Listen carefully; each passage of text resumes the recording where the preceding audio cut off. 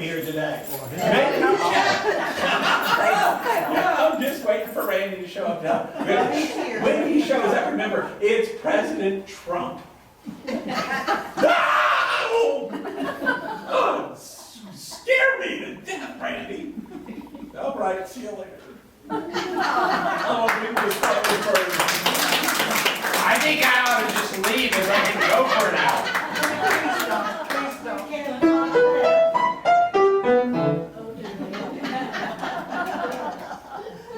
Come in. Sorry, I had to worry you with Donald Trump. That really did take away my opening line. Because what I've been saying for the last 3 days is the 3 scariest words in the English language are President Donald Trump. And so, okay, good afternoon. If any of you are new, my name is Randy Mayeau. we're here to talk about whatever is in the news. And my first comment is, we have these tiny little semblances of hope, and then we have nothing but bad news about the outcome of the baseball games with the Texas Rangers. So they're not looking great. We're hoping the Cowboys do better. You may or may not be aware that there's a group that does what they call power rankings. And they say, this is the football team that is currently predicted to be the best in the country. This is number 2. This is number 3. Currently, number 1 in the prediction arena for this season is the Seattle Seahawks. Is that right, Seahawks? Or is that the baseball team? What's the baseball team? Mariners. Seattle, I don't know. It's the Seattle football team. So they're number 1. The Cowboys, I think, are number 9 or 10. So they've got to do better than the projection for us to go a bit further. So there's that. I wish I could come in and tell you some good news. There's not much, but I'm going to give you a couple of observations that might fit in the good news category. Number 1, it turns out that we are already seeing, there's an old line that goes something like this: the way a person goes broke is very slowly and then all at once. So that's the way a person goes broke, is very slowly and then all at once. Well, the way an innovation comes along is very slowly and then all at once. And so when something good happens, there's been a lot of work behind the scenes for a long, long time, and then all of a sudden there's a leap forward. Well, yesterday's Dallas Morning News says that we are on the verge of that massive leap forward in solar energy. It was the front page article in the Sunday Dallas Morning News. And what the article is saying, and I'm going to oversimplify, is number 1, the solar panels are coming down in cost and rising in capability, and there's a law that I've told you about before. It's called Moore's Law. Moore was a man that worked in the transistor industry decades ago. And what he observed was that the capacity of a transistor was doubling in capacity, shrinking 1/2 in size, and shrinking 1/2 in cost every 12 months. So a transistor radio that you bought, and I'm making this up because I don't remember the years, that you bought in 1959 would have been twice as big as the one you bought in 1961, and it would have cost twice as much, and it wouldn't have been any better. And so half the size, half the cost, twice the capability in 12 months. That's Moore's law. So what's happening in solar energy is that we now have solar panels that are able to capture enough of the sun's energy. And they're catching it at a significantly lower price than they were just 2 years ago. So that's how rapidly it's coming. And this is the next big deal, one of the problems with solar panels is they don't get any energy at midnight. There's no sun. And so they need a place to store the energy, and that's where modern day batteries come in. And batteries can store energy from solar power. 2 years ago, batteries weren't very good at that. They have gotten half the price, double the capacity. So what it was saying in the Dallas Morning News yesterday is, in a very short time, we're going to see solar power plentiful, inexpensive, getting cheaper by the year, and ultimately it will replace all coal-fired electricity plants. So it's just pretty breathtaking. Now, has anybody figured out the problem with this? Somebody has to buy it. It's going to be cheaper to buy them than it will be to buy your electric bill. Now, the problem is, as this really catches on, it's going to take fewer people to do that than it is to run all of the coal-fired energy plants. It's going to cost us more jobs. That's the problem. And no, the article didn't talk about that much. Nobody has quite come to grips with what to do about that. So that's one piece of good news. All right, I've got more. I think that it is going to be breathtaking in a hurry to see the kind of medical advancement we're going to be making. They are now, I'm going to do my best to describe this. I'm not going to describe it right. Have you ever known anybody who was trying to quit smoking and they wore a nicotine patch? All right. They are now experimenting, and it's looking extraordinarily promising, where everybody will be able to wear a patch. And the patch will record your blood pressure, your blood sugar. It will record multiple kind of blood signals in your body, and it will automatically send it to some computer somewhere, some app is what they call it, and a doctor will be able to get a message if all of a sudden something is going wrong with you. So that instead of you collapsing, they're going to see it coming and they'll know it's happening. And we're just going to see that kind of advancement so rapidly that we're going to be kind of holding our breath waiting to see what happens. Yes? Can we afford it? It's actually going to lower the price of everything. Now, let me see if I can describe this a bit. Okay. My whole life, I've had a refrigerator. Anybody in here ever live in a house without a refrigerator? An old-fashioned ice box? All right. Okay. When the refrigerators first arrived, everybody was enamored with the technology of the refrigerator. How is this doing this? How can the refrigerator keep my food cold?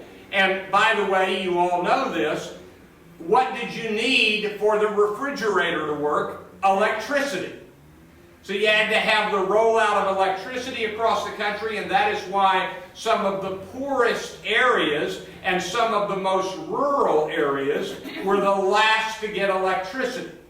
And so you had to get electricity, and then you had to get refrigerators and all the things that electricity could do. I have never spent 10 seconds wondering how a refrigerator works.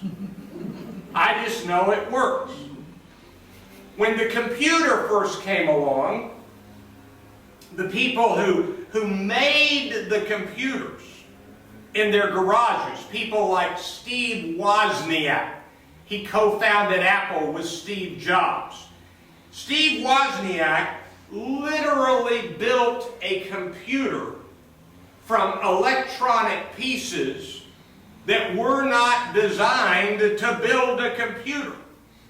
He would go to Radio Shack. He would spend all day after school at Radio Shack reading labels of what they sold at Radio Shack. He would finally buy a few little things. He would take them home and he would experiment in his garage until he made a computer. And so the very first Apple computer was built in the garage by Steve Wozniak, with Steve Jobs kind of looking on. Steve Jobs was not the computer guy. He was the genius salesperson, marketer, designer guy. All right. I've got students in my speech classes, about one every 2 semesters, that give a speech on how to build your own computer. None of them build their own computer. They go to a store like Micro Center and they buy this component of a computer and this component of a computer. It's already computer stuff. They're not building anything from scratch, and they just put it together. It's kind of like Legos for building a computer. And they call that building a computer, as they rightly do. But I promise you, what they're doing is far easier than what Steve Wozniak was doing 40 years ago. That required something dramatically different. All right, so you put all that together, and I'm going to tell you a story. This computer, it's called an iPhone. If I bought it outright without AT&T subsidizing me, would cost about $600. A computer that would be as powerful as this computer about 30 years ago would have taken up close to half of this room and would have probably cost somewhere between $60 and $100 million. I'm not making that up. And now, a computer chip is so cheap, and I'm not making this up. A computer chip is so cheap that you can put one in your laundry room that says Tide on it. And you put it up with Velcro in your pantry where you keep your laundry detergent. And when you run out of Tide, when you're nearly out, you push a button on the Tide Velcro button. It's actually a computer. It sends a message automatically to Amazon, and a day later, you get Tide detergent on your front doorstep. And that computer chip is so cheap that when you get it, Amazon gives it to you. They make their money back on the profit from Tide the first time you use it. And now for the rest of your life, you quit going to Kroger to buy Tide, you push a button and it's landing at your front doorstep. So that's how cheap a computer chip is getting. And so when you ask me how expensive is it going to be when they can read all of this and send it off to the doctor, the cost is basically nothing. It's basically nothing. So when I drive anywhere, directions to Eastfield College, I just ask Siri. Which Eastfield College? The one on Motley Drive or the one on Motley Drive? I've got it entered twice in my appointment book. So I push the button. She tells me I'm getting directions. She tells me where to drive. That costs me nothing extra. The map doesn't. The voice of Siri doesn't. It comes with my little $600 computer that I paid $200 for. So that's what's happening. And the only problem at the moment is if I don't erase that, it will draw my battery power. So I have to get it out of there. Okay, who's got a question about technology advancement? Solar power, computers, anything else? Nobody? Well, here's what Moore's Law said. Back, he said, some 40 years ago, the capacity of technology is doubling in capacity, shrinking in size, and shrinking in price every 12 months. The only mistake he made is it takes somewhere between 14 and 18 months. So it's ever so slightly slower than he said on average, but not much, not much. Okay, so there's that. I have a question, yeah. All right? The home builders and all, how are they viewing this now? The home builders? Yes. All right? The first comment is, what he asked was, I think, are the home builders getting into the new technology? Let me put it that way. Let me give you an example of this. If you still owned your own home and you bought a new air conditioner today, it would be better and it would be more energy efficient than one you bought a decade ago. Dramatically more energy efficient. It would cost you less in electricity. In fact, here's a fact, that my electric bill for July of last summer was $290. And for July of this summer, it's going to be $220. My new contract has lowered the price because the price is going down because of all sorts of factors. If you bought a new house 25, 30 years ago, you would have a thermostat that you would have to basically go to every time to change the temperature. You remember that? You'd have to walk over and change the temperature. The thermostat in our house is about a decade, 15 years old, and you can program it to change the temperature. You can say, I want it set on 76 at such and such time, I want it set on 74 at such and such time. Now there is a new thermostat called Nest, built by a company, by a guy who used to work at Apple Computer. And you can tell Siri, and I don't have a Nest thermostat, partly because my wife and I, one of us is nearly always there these days. But if we both worked, we would say to Siri as we leave, set the thermostat at 79, and when we're leaving the office to come home, we would say, set the thermostat at 73, and it would be cool by the time we got home, and all we'd have to do is tell our iPhone. That is connected to the Nest computer. So all of the new houses will have either a Nest thermostat or a competitor. They shouldn't get a competitor, they should get a Nest.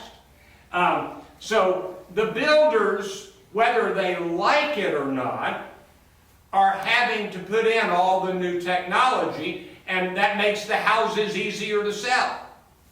Now, for a lot of years, we've seen the number of workers building houses go down. Let me give you a quick example. This is an easy one. My grandfather led a crew of carpenters, and they would put the concrete foundation for a house, and then they would build the frame. They would start with pieces of wood, and they would build a frame, wall by wall, and by the time they finished, you could see through the house, but every wall was built with the 2x4s. Now all of those frames are built in some warehouse somewhere. They show up at the house already put together. So you don't have people building a house, you have people and machines, robots, building frames for houses. So that's one of my answers to your question. All right? Any other questions about technology? All right, with this new process of energy, there's going to be a lot of people laid off. That's what I said a while ago. What are we going to do about that? Nobody's figured that out yet. What she said was, so there are going to be a lot of people losing their jobs, laid off. What are we going to do about those people? And the answer is, we literally do not know. And the experts are saying that we're going to see that as a whoppingly big problem in coming months and years. Okay, let's go to politics. Now, let me see if I can do this. Let me do a little bit with the Democrats, but it's very little because there's really not much news with the Democrats. All of the news is with the Republicans. On the Democratic side, you've got Hillary Clinton leading the polls. You keep hearing about Bernie Sanders rising in the polls, but he's not rising much, and not enough to matter. And then you've got Jim Webb and Martin O'Malley, and you've got talk again of maybe Joe Biden entering the race. I don't think he's going to. If Hillary Clinton doesn't do something really bad, she's going to be the Democratic nominee. Everybody agrees with this. Now, if you were watching the news the last 5 days, here's what you heard.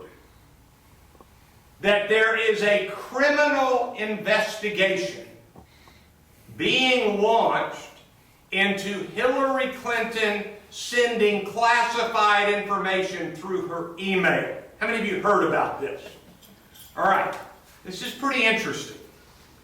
It turns out that the news organization that broke that story was the New York Times.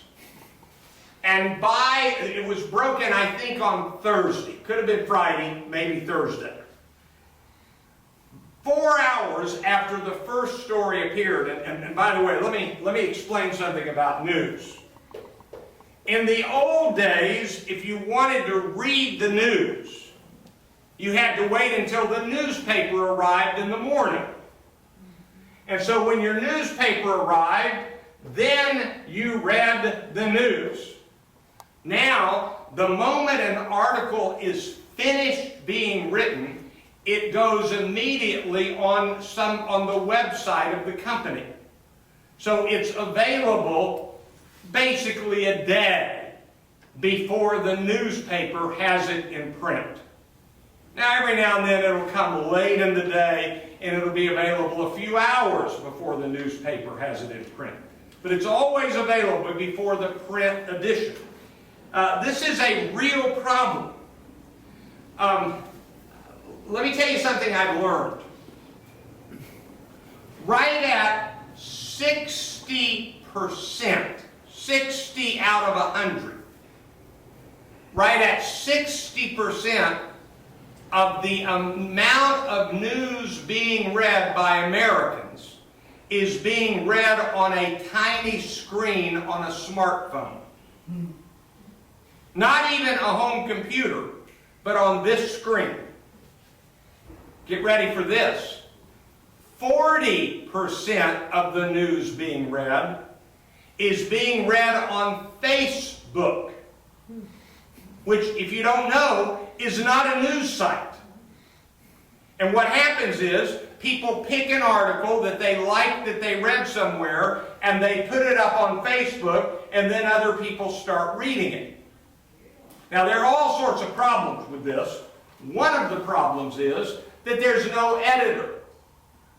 You know, for all of your life, when you got a newspaper in the morning, sometimes you liked it, sometimes you didn't, but a room full of people, usually men, sat in a room together 3 or 4 times the day before you got your newspaper and planned what articles go where.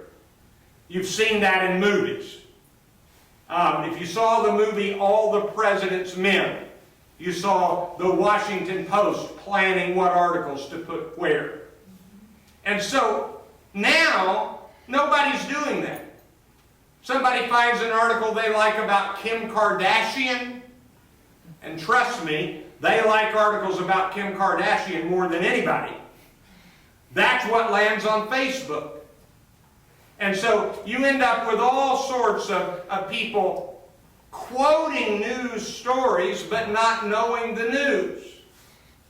So what happened on the New York Times is that they ran a story saying that Hillary Clinton is under criminal investigation 4 hours later, they corrected it, saying, no, there's a criminal inquiry about what happened to her emails by other people.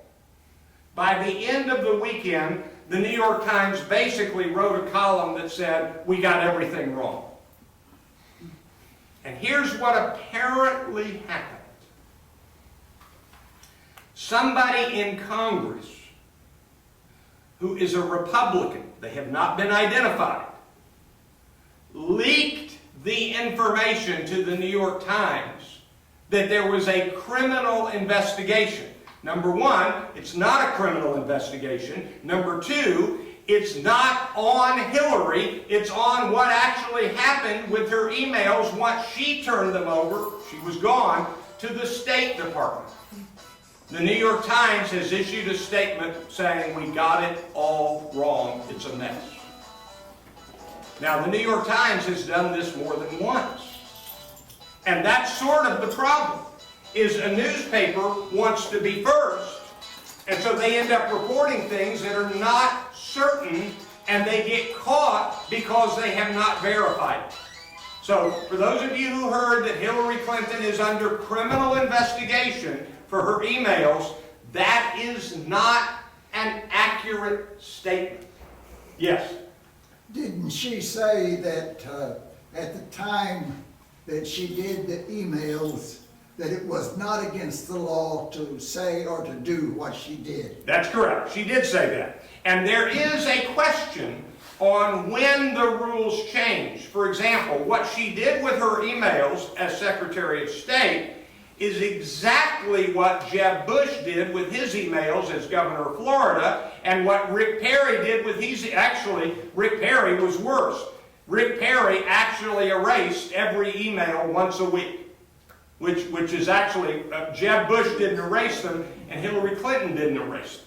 So, but what I'm talking about right now is not that question. It is this particular news article that said they were launching from the Justice Department a criminal investigation, and the New York Times said we were going on the word of our sources, and our sources were wrong. That's what they said. So that's kind of a mess. But that's sort of a, yes? Why is there a tendency for the news releases for everybody seem to come late Friday afternoon? Because they hope nobody pays attention. Because by late Friday afternoon, people quit reading the news until Monday. That's called the Friday news dump. And for many years, both Republicans and Democrats, presidents and members of Congress, have been guilty of that. And I'll admit, I kind of quit paying attention to the news on Friday night. So it works, and that's why there's a tradition to do what they call the Friday news dump. So that's where that comes from. They're real good at announcing good news on Monday, but they're real good about announcing bad news, hiding it on Friday. Okay, but now we've got the Republicans. Now I'm going to do my best to describe what is happening with the Republicans. Nobody knows exactly how to describe this for sure. First, let's come up with our list. Who is officially running for president on the Republican side? So let me replace Moore's Law with Republicans. All right, here we go. I think I can come up with the whole list. You've got Donald Trump. You've got Scott Walker. You've got Jeb Bush. You've got, and now it gets a little more complicated, you've got Ben Carson, and you've got Bobby Jindal, and you've got Chris Christie, and you've got Mike Huckabee, and you've got Carly Fiorina, and you've got John Kasich, and you've got George Pataki, and you've got Rand Paul, and you've got Rick Perry, and you've got Rick Santorum. 1, 2, 3, 4, 5, 6, 7, 8, 9, 10, 11, 12, 13. I'm missing 3. Ted Cruz. Ted Cruz. See, I said I could do them all. I'm at 14. I'm still missing 2. Hold on. Marco Rubio, Marco Rubio. I can't believe I left him off. So I got one more. Who's the other one? Donald Trump, Scott Walker, Jeb Bush, Ben Carson, Bobby Jindal, Chris Christie, Mike Huckabee, Carly Fiorina, John Kasich, George Pataki, Rick Paul, Rand Paul, Rick Perry, Rick Santorum, Ted Cruz, and Marco Don't you Rubio. have a woman running? Who? A woman that's running? He's already put her on. Oh, okay. Yeah. I couldn't see that. Come on, Bob, help me out. Who's the other one? I'm drawing a blank on the other one. Lindsey Graham.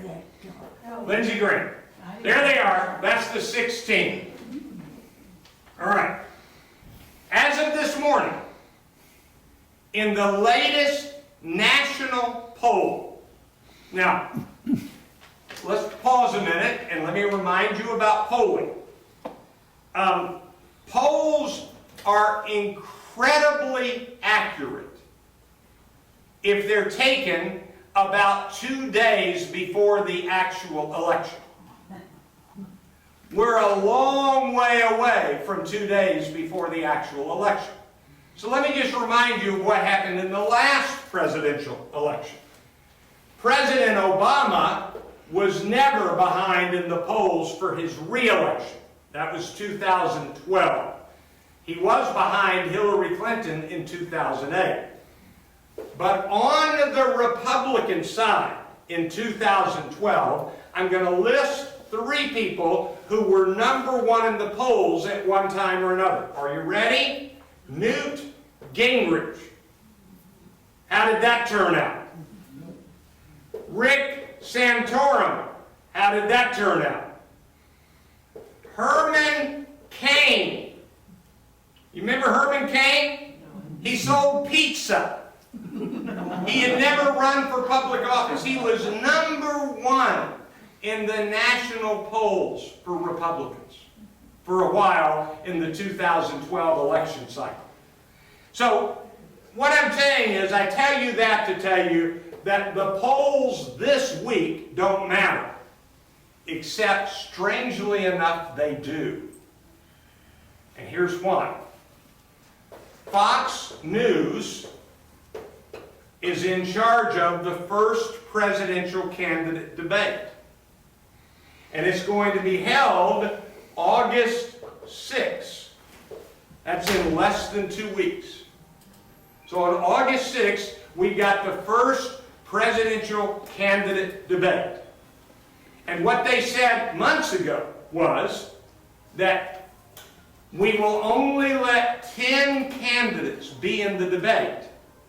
And we will take those 10 candidates based on the average of the last 3 national polls by a reputable polling firm before the debate. Everybody got it? So, there are still a few more polls coming in this week and early next week, but in the last 3 polls, #1 in the polls is Donald Trump. And this morning, Donald Trump in the latest poll is #1 with 28% of Republicans. These are only Republicans being asked, if the election were held today, who would you vote for president? 28% said Donald Trump. If you can't figure that out, that's more than 1 out of every 4 Republicans. So when I said a while ago that the scariest phrase I know in the English language is President Donald Trump, to more than 1/4 of the Republicans, that is the best phrase they know. They want Donald Trump as president. #2 in the polls is a man named Scott Walker. Is he close to Donald Trump in the polls? No. He's at 14%. 1/2 the support that Donald Trump has.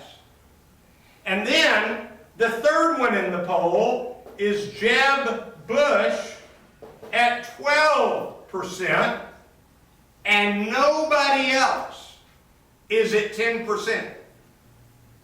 So, you've got Donald Trump at 28, Scott Walker at 14, Jeb Bush at 12, and I think the guy's name who's in 4th place is David Ellis. I think he's at 9%. Isn't that your activities guy who was doing the puppet a while ago?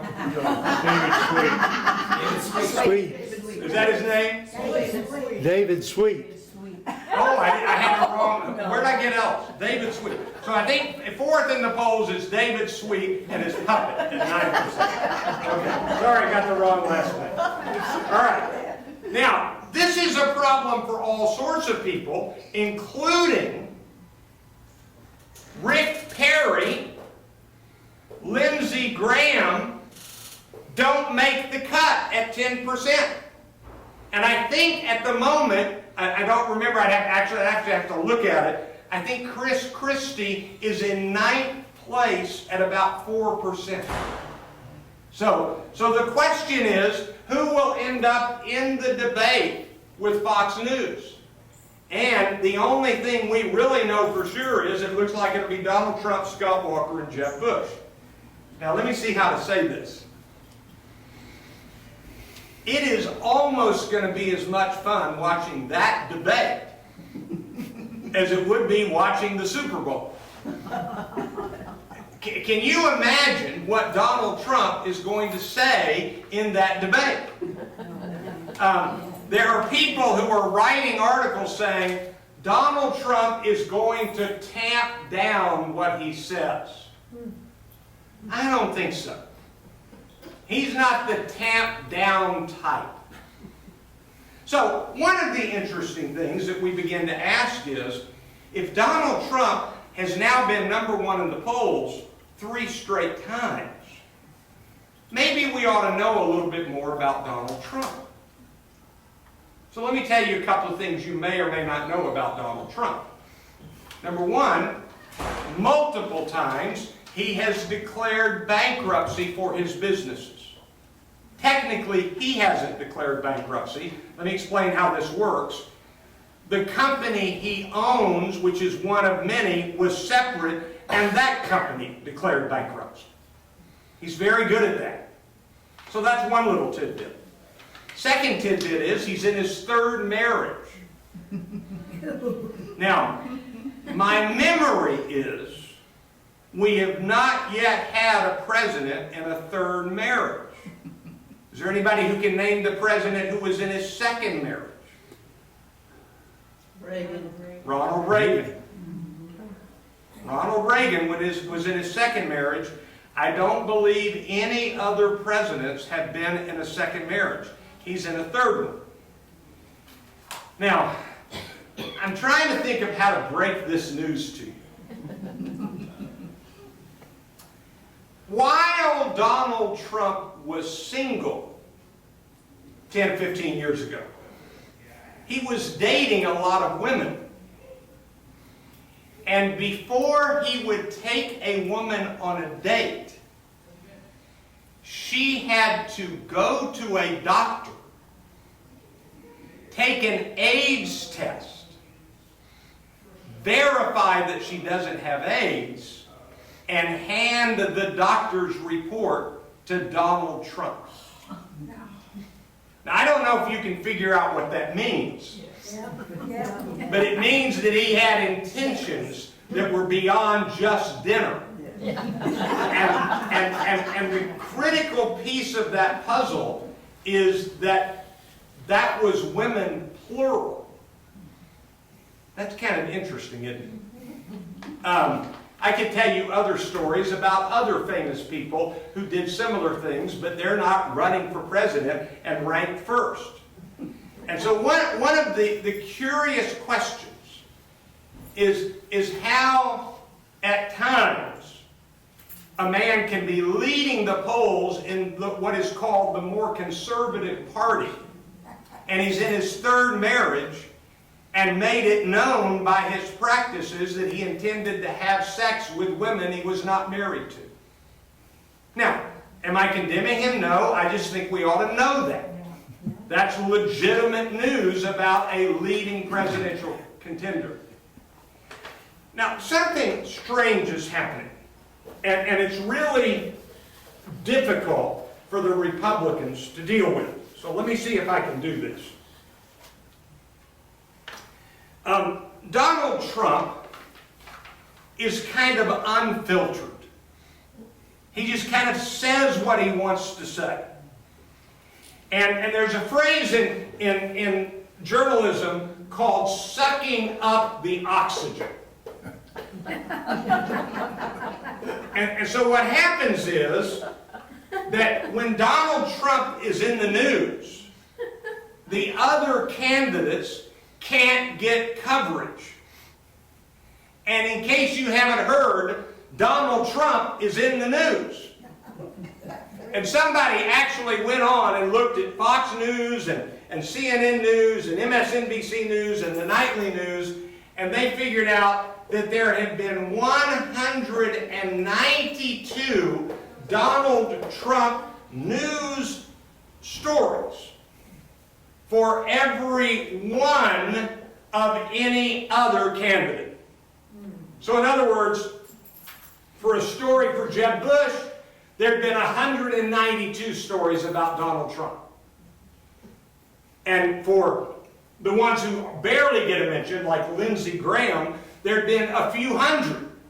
So did anybody hear what happened between Lindsey Graham and Donald Trump last week? This is just too much fun. Lindsey Graham questioned Donald Trump's qualifications to be running for president. And so Donald Trump got in front of an audience and he said, you know, a few years ago, Lindsey Graham called me and asked me for money for his campaign. And he wanted to meet with me, and now he says I'm not worthy of being in this race. Let me see, I think I've still got Lindsey Graham's phone number. And he gave out Lindsey Graham's cell phone number. His personal cell phone number. Thinking he had won the day, and he had. So the next day, I'm not making this up, Lindsey Graham made a 1-minute video called How to Destroy a Cell Phone. And he took his old flip phone, which is not the modern one, and he had a number of pictures. He hit it with a golf club. He hit it with a baseball bat. He dropped it from a roof. He threw it in a bucket of water. He hit it with a sledgehammer. And he said, I'm destroying my old phone. And here's the irony. That got Lindsey Graham more news coverage than anything he had to say in the campaign. So what's happening is that Donald Trump, and whether you like Donald Trump or not, he is an ultimate showman. He knows how to run a show. He's been on the news when everybody else hasn't. And I think you all know these stories. I think I may have covered this last week. But he talked about John McCain is not a real hero. Now, what you may have missed on that was that John McCain had said, it was after Donald Trump spoke in Arizona to a very large crowd, John McCain had said, only the crazies are going to listen to Donald Trump. Which kind of was offensive to the people who went to hear Donald Trump. And so that alienated a lot of people. So Donald Trump said John McCain is not a hero. Jeb Bush jumped to McCain's defense and said this man was a prisoner. He did exactly the right thing, and he did. John McCain refused to accept a deal. He stayed in the Vietnam prison on purpose because he didn't want special treatment. He was a hero. Everybody said, that's it. This was a weekend. It was 8 days ago. Everybody said, that's it. Donald Trump is finished. He attacked John McCain. That hurt him, his standings among the veterans. That hurt his standings among the Republicans. He's toast. He has gone up in the polls. Yes? What do you think about the theory that Donald Trump just wants an audience and he can afford it? He doesn't really want to be president. You know, I can't imagine what Donald Trump actually wants. But if a man says he's running for president, he's actually running for president, he's going to be in the debate, he's giving speeches, even if he's wants to be president for his own ego, he wouldn't be the first in history. Even if he wants to be president for his own ego, he still seems to want to be president. So anyway, that's the John McCain story, yes? Doesn't the news media have some responsibility about covering what they cover? No. They cover the news. Fox News, I'm willing to bet you money that among the news stations you watch Fox News. That's a guess. Did you know that Fox News has had more stories about Donald Trump than MSNBC or CNN? So there you go. He brings in an audience. All right, but I'm nearly not to the point yet. I'm nearly out of time, but I want to get to the point. I have one question. How old is Donald Trump? 69, I think. I think he was born in 46. I could be off a few years, but I think he's 69. He's worth about $10 billion. He could buy and sell Jerry Jones. He's worth more. I mean, you want to know how wealthy this guy is? He's worth more than Kim Kardashian. He has a lot of money. All right. Now, this is where it gets interesting. Last week, I think I told you. If I didn't, I should have. But when Jeb Bush attacked Donald Trump for attacking the veteran and prisoner of war, John McCain, we have learned now how much Jeb Bush praised the Swift boat veterans for attacking John Kerry. That's kind of interesting. That's not what I want to tell you. Here's the problem. The other Republicans are now on the verge of having to be even more outrageous in order to get on the news and be paid attention to. And this is the problem for a serious presidential debate. So you've been seeing me hold a piece of paper this whole time. Let me read you from this paper. One of the guys that has slipped in the polls, who may not make it into the debate on August 6th, is Mike Huckabee. Now basically, and I'm oversimplifying, Mike Huckabee, Ted Cruz, Rick Perry, Bobby Jindal, Scott Walker, they're all going after the same Republican voters that at the moment are flocking to Donald Trump. And so here's what Mike Huckabee said yesterday. Jewish groups across the country reacted to Mike Huckabee's comments, in which he said that the Iran deal by President Obama and John Kerry, he likened it to the Holocaust, with one organization saying the remarks may be the most inexcusable we've encountered in recent history.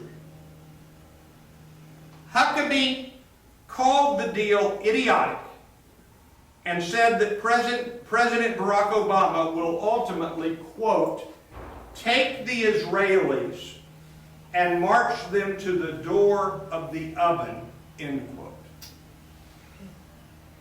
Now let me explain what he's saying. Mike Huckabee is saying that it is the intention of President Obama to continue the Holocaust that Hitler started. That's what he said. He wants to march them to the ovens. The most conservative Jewish group has said, we don't like this deal, but Huckabee is out of line. The less conservative Jewish groups are saying this man is now dangerous. What would make Mike Huckabee say that Barack Obama is marching Jews to the ovens? Donald Trump. He can't get anybody to pay attention to him. He has to say something incredibly outrageous. So does Jeb Bush. Let's just check. Anybody in here old enough for Medicare?